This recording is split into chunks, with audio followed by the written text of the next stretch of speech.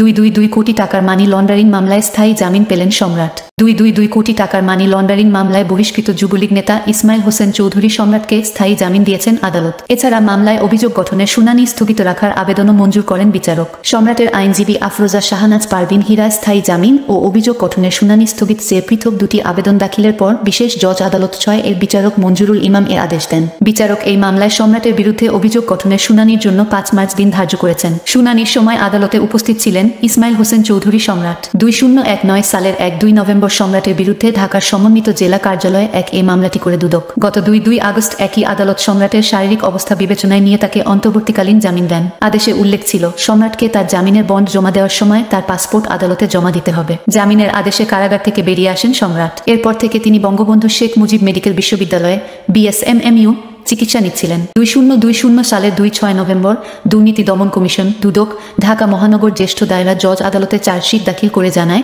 তার বিরুদ্ধে আনা অভিযোগ প্রাথমিকভাবে প্রমাণিত হয়েছে। উল্লেখ্য, র্যাবের ক্যাসিনো বিরোধী অভিযানে 2019 সালের 6 অক্টোবর কুমিল্লা থেকে সম্রাট ও তার সহযোগী এনামুল হক আরমানকে আটক করা হয়। ঢাকার বিভিন্ন স্পোর্টিং ক্লাবে র্যাব সম্রাটের অবৈধ ক্যাসিনো ব্যবসার সন্ধান পাওয়ার পর তিনি আলোচনায় আসেন। তাকে ক্যাসিনো ব্যবসার মূল হোতা হিসেবে দেখানো হয়। গ্রেপ্তারের পর ইসমাইল হোসেন চৌধুরী সম্রাটকে যুবলীগ থেকে বহিষ্কার করা হয়। আমাদের ভোট হয়েছে রাত 3টায়। কৃষক লীগ নেতা বিশ্বনাথ। দ্বাদশ জাতীয় সংসদ নির্বাচনে রংপুর 2 বদরগঞ্জ তারাগঞ্জ আসনে রাত 3টায় হয়েছে বলে অভিযোগ করেছেন পরাজিত স্বতন্ত্র প্রার্থী ও কৃষক লীগের কেন্দ্রীয় যুগ্ম সাধারণ সম্পাদক বিশ্বনাথ সরকার। তিনি বলেন, আমাদের ভোট হয়েছে রাত 3টার সময়। আমাদের যে আশ্বস্ত করেছিল সেই আশ্বস্ত রাখিনি। বেলা 1-2টার সময় আমাকে জানানো হয়েছে ভোট হয়ে গেছে। আপনি ভোট বর্জন করেন, আমি করিনি, কারণ আমি একটি দলের কেন্দ্রীয় কৃষক লীগের জয়েন্ট সেক্রেটারি। আমি মাননীয় প্রধানমন্ত্রী শেখ হাসিনাকে ভালোবাসি, তার আদর্শের রাজনীতি করেছি, জীবনটাকে উৎসর্গ করেছি। উনিও শেখ হাসিনা জানেন এই ঘটনা ঘটেছে। যারাই করেছে অর্থের জন্য আগের রাতে ভোটটা কমপ্লিট করেছে। শনিবার বিকালে বদরগঞ্জ উপজেলার মোস্তফাপুর সরকারপাড়া গ্রামে নিজ বাড়িতে তার কর্মী সমর্থকদের নিয়ে আয়োজিত সমাবেশে তিনি এসব অভিযোগ করেন। সবকিছু জেনে বুঝেও ভোট বর্জন করেননি উল্লেখ করে বিশ্বনাথ সরকার বলেন, অনেকগুলো ভোট কেন্দ্রে কোনো এজেন্ট ছিল না। আমার এজেন্টদের জোর করে বের করে দিয়েছে। প্রকাশ্যে 10 বছরের ছেলে একসঙ্গে 2-5, 2-6টা করে সিল মেরেছে। আমার চোখে আমি দেখেছি। ওই মুহূর্তে আমার কিছুই করার ছিল না।